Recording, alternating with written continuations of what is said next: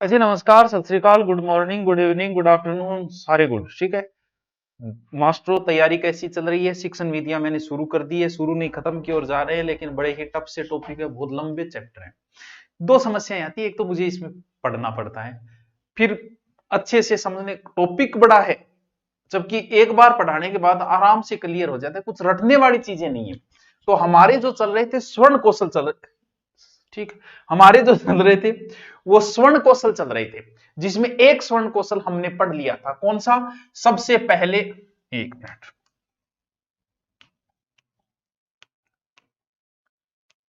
सबसे एक स्वर्ण कौशल हमने पढ़ लिया था। अरे तो बेटी का बाबू चाल जाओ। कौन सा? स्वर्ण। सबसे पहला काम क्या होता है बच्चों? सुनना। ठीक है, ये हमने पढ़ लिया था, सुनने का विकास कैसे करना है, स्वर्ण ध्वनियों का विकास कैसे करना है, आदि आदि आदि आदि प्रकार की चीजें पढ़ ली। और जिसने नहीं पढ़ी वो दोबारा देख सकता है।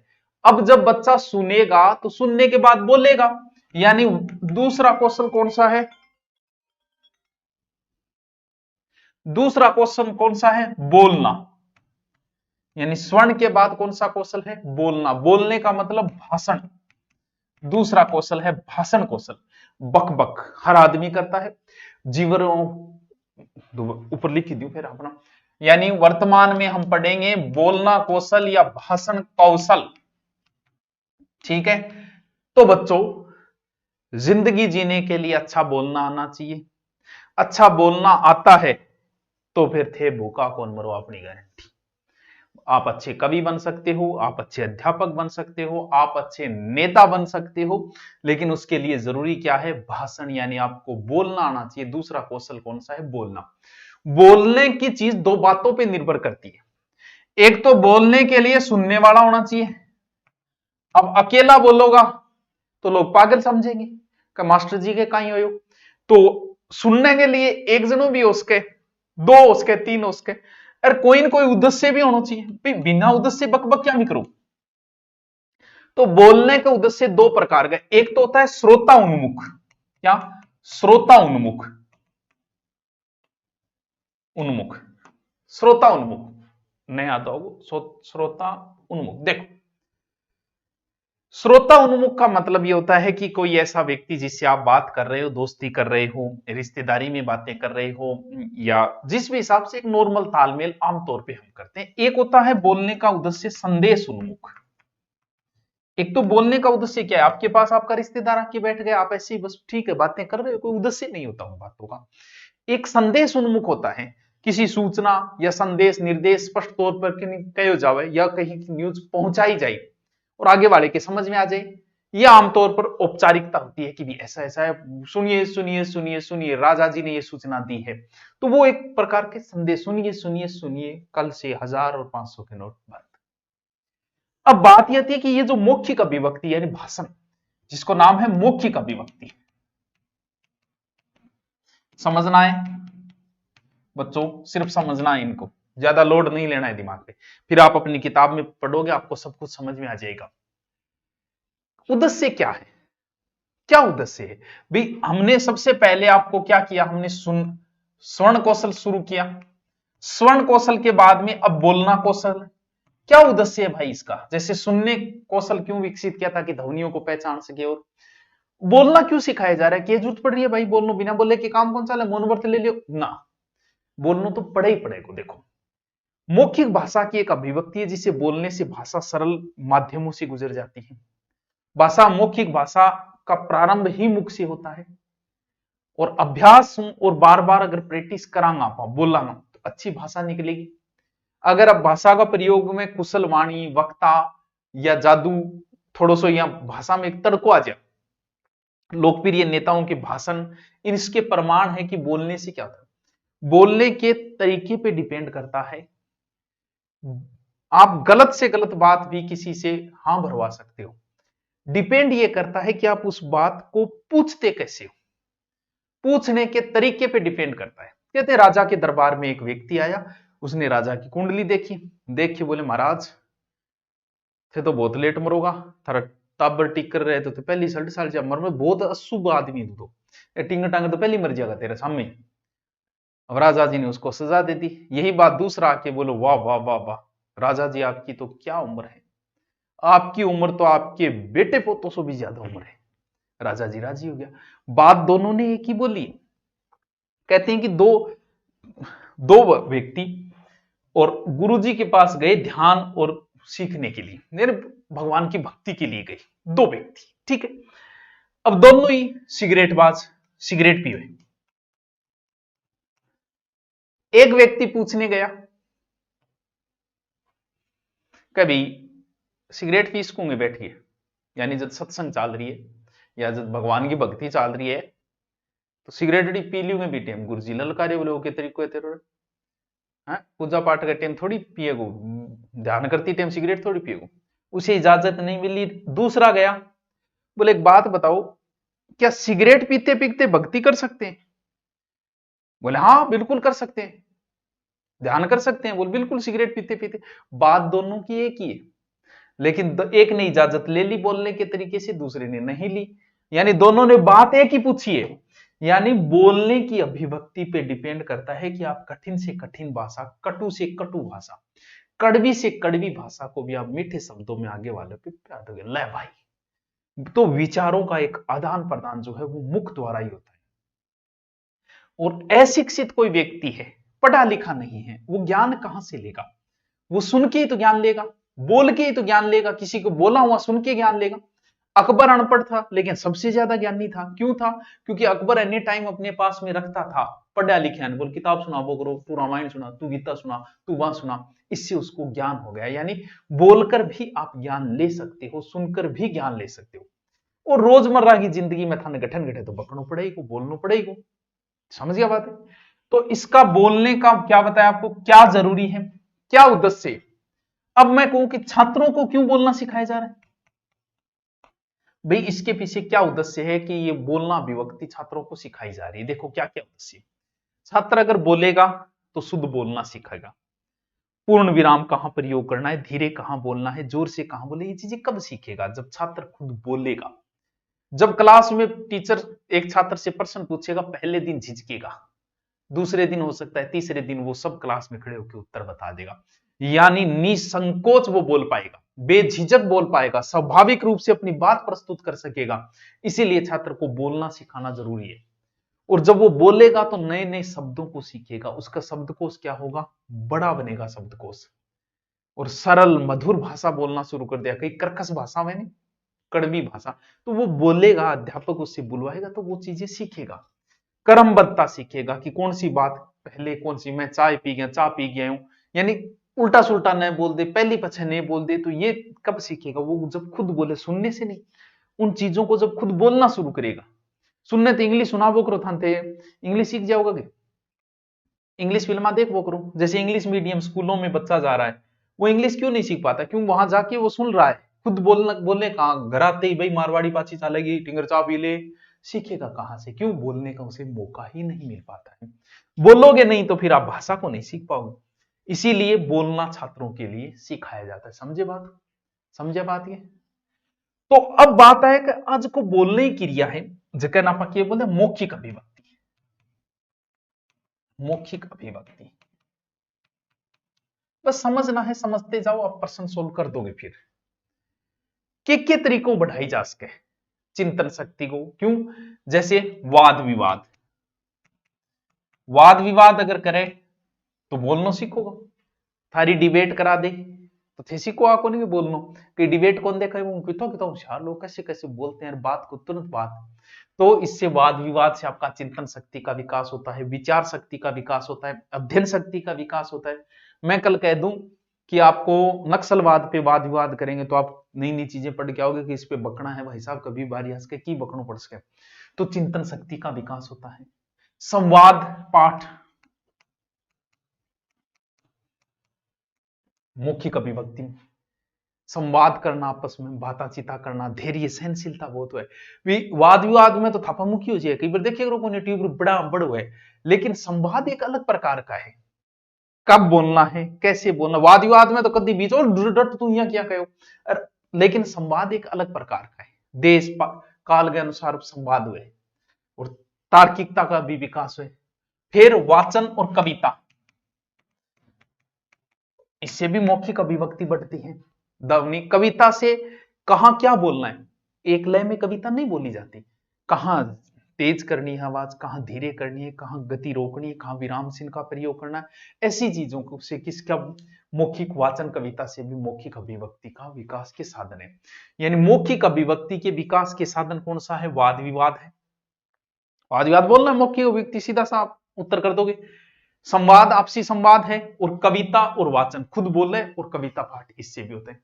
ठीक है, अगर मौखिक भाषा के बिना आप भाषा को नहीं सीख सकते, दोनों काम असंभव है, सीखना ही असंभव है मौखिक के बिना। एकले सुनना की को नहीं, बोलिया ही वेगो सुनबो करो नहीं, आप बोलो मत और ताउम्र इंग्लिश सुनते रहो। जैसे पंजाबी समझ में मेरे आती है, मैं पंजाबी गाने भी सुनता हूं, मेरे समझ में भी आ रही है पंजाबी, लेकिन मैं बोल नहीं सकता, मुझे पंजाबी बोलनी नहीं आती। क्यों? क्योंकि मैंने बोली नहीं, सुनी है उसे, पंजाबी फिल्मा देखा थे भी पंजाबी गाना सुनो, लेकिन थे बोल लियोगे पंजाबी, थे को गुरुजी कौन बोला, क्यों? क्योंकि बोलने की प्रैक्टिस आपको नहीं है। तो बोलने से ही आप भाषा को सीखोगे।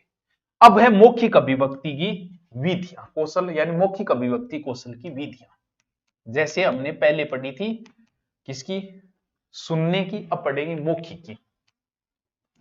मौखिक अभिव्यक्ति कौशल की विधियां,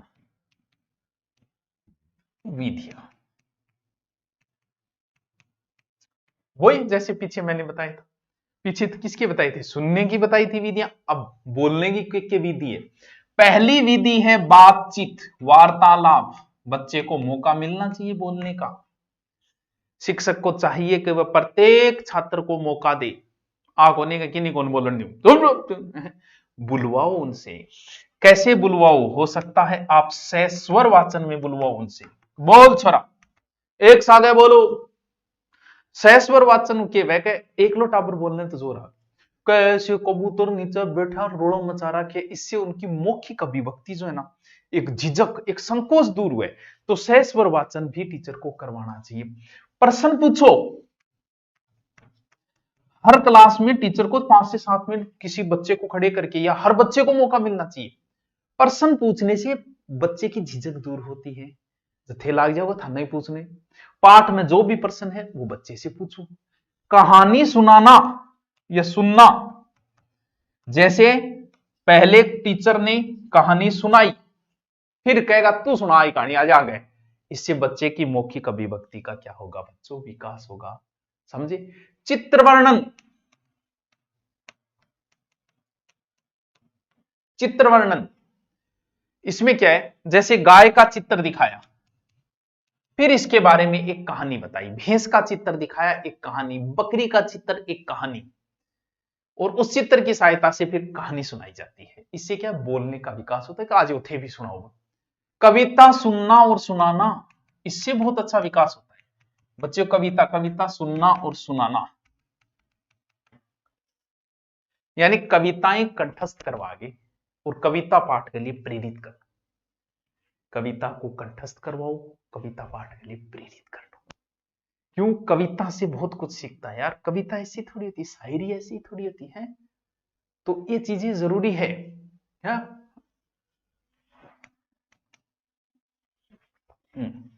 परों को खोल, तो तय, जैसे शायरी में कहां ज्यादा बोलना है, कहां धीरे बोलना है, कहां रुकना है, कहां झटके के साथ बोलना है, वैसे ही कविताओं में होता है। परों को खोल जमाना उड़ान देखता है, परों को खोल जमाना उड़ान देखता है, किताब खोल के क्या इंस्टाग्राम देखता है। कविता सुनना व सुनाना। वाद विवाद, वाद विवाद तो बेरा ही है, आपस में बोल लो बहुत सीखा, वाद विवाद हो, इल्लो गाड़ काटे, इल्लो गाड़ काटे, वाद विवाद हो गया। सत्संग, और जी सत्संग भी बोलने, बिल्कुल आप जिस भी गुरु के पास पढ़ रहे हो, जिस भी गुरु जी के प्रवचन सुन रहे हो, आप में वही लय ताल आ जाती है। आप वो बात बोलते समय वही लैंग्वेज और वही भाषा का उतार चढ़ाव काम में लेते हो। तो सत्संग में कई बार गुरु जी बड़ी शालीनता प्रवचन दे, तो बच्चे में भी वही गुण आ जाते हैं, वो बड़ी शालीनता से देता है उसी प्रकार से। ठीक है, भाषण हो गयो, जैसे किसी बच्चे को बता दिया जाता है कल तेरे से ये भाषण सुना जाएगा, तो भाव प्रकाशन को महत्वपूर्ण माध्यम हो, और बौद्धिक स्तर, मानसिक स्तर भी बच्चे का विकास करता है। नाटक प्रयोग आ गयो। नाटक भी अभिव्यक्ति को अच्छो अभ्यास हुए। रंगशाला बालकों भावों को दीक्षा को नाटक से भी, जैसे नाटक कर रहा है बच्चा बोलना और सीखेगा इसमें। तो ये चीजें हैं जो आपके बोलने के विकास करती। पहले हमने सुनना कैसे जाता है, सुनने का विकास पढ़ा। अब बोलनो के तो बेरो वार्तालाप बोलनो सीखेगो, सहस्वर मतलब सगड़ा सागर में जाओ भी बोलनो सीखोगा, प्रश्न बोलनो सीखेगो, कहानियों बोलनो सीखेगो आदमी, चित्र बोलनो सीखेगो। तो ये बोलने की विधियां हैं, बात समझ में आएगी। मतलब टॉपिक टफ नहीं है, बहुत ईजी है, बड़ा है बस, तो हम थोड़ा सा इजी कर लेते हैं। अब मौखिक जो भाव है, टीचर कुछ सावधानियां जरूरी है, यानी मौखिक भाव प्रकाशन में शिक्षक की सावधानियां।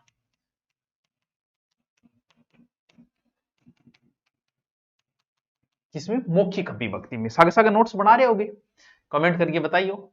हाँ देखो के सावधानी, मान लो कोई बच्चों शुद्ध नहीं बोल रही है, शुद्ध नहीं बोल रहा है, तो क्या करोगा? के करा दो झापट की वेल देगा, पुराने टाइम में ही हो। तो उसके बच्चे के मम्मी पापा को बताओ कि इसको प्रैक्टिस कराओ, इसको कुछ नहीं बोलता, वो चिलगम को चिगलम बोलता है, इसको सिखाओ, इसको प्रैक्टिस करवाओ, माँ बाप को सूचना देगा और शिक्षक स्वयं अच्छा बोलेगा। अब मेरे को मारवाड़ी बोल रहा है तो टाबर मारवाड़ी बोलनी सीखेगा।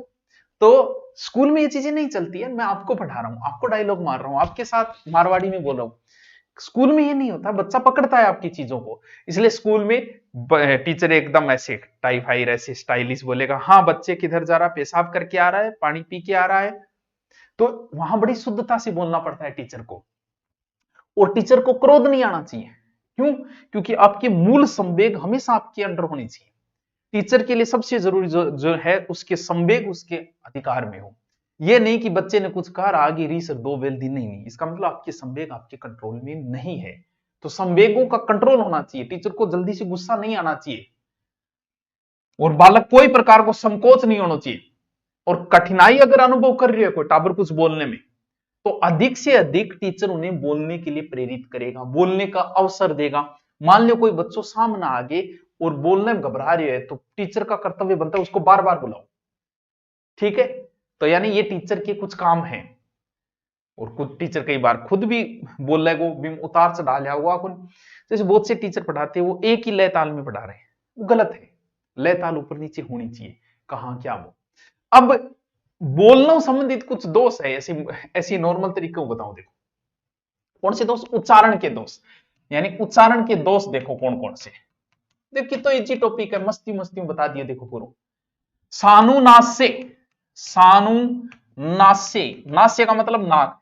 कुछ ऐसे बच्चे होते हैं जो नाक से ज्यादा बोलते हैं, तेरा तेरा तेरा सुरूर। अब तेरा तेरा तेरा सुरूर है, लेकिन भाईडो तो नाक में गातो, वो भी बोलने की अशुद्धि है बच्चों।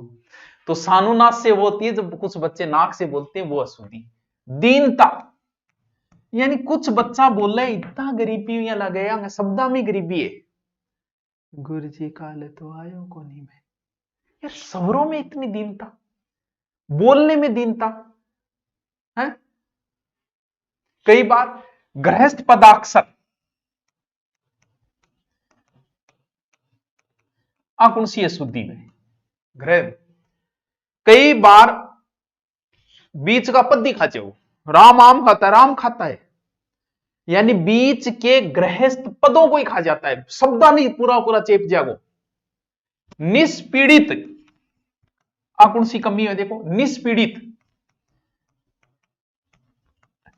निष्पीड़ित में क्या है? तुतला आगे बोल लो, सजी निष्पीड़ित, या फिर बुदबुद आगे बोल दो, वाइब्रेट, वाइब्रेट है, गैर ऊर्जे, अरे जल्दी बोल सुबह पनवेल निकलना है, वो कौन सा है? वो निष्पीड़ित।